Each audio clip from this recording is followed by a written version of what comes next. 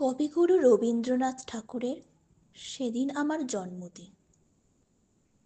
সেদিন আমার জন্মদিন।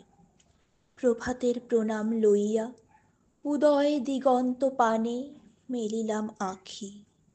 দেখিলাম সদ্য স্নাত উষা আঁকি দিল আলোক চন্দন লেখা হিমাদ্রির হিম শুভ্র পেলব ললাটে।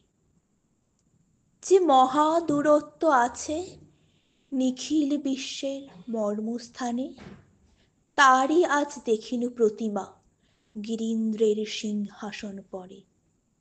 পরম গাম্ভীর্যে যুগে যুগে ছায়া ঘন অজানারে করিছে পালন পথহীন মহারণ্য মাঝে। অভ্রভেদী সুদূরকে রেখেছে বেষ্টিয়া দুর্ভেদ্য দুর্গম তলে। উদয় অস্তের চক্রপথে আজই এই জন্মদিনে দূরত্বের অনুভব অন্তরে নিবিড় হয়ে এলো।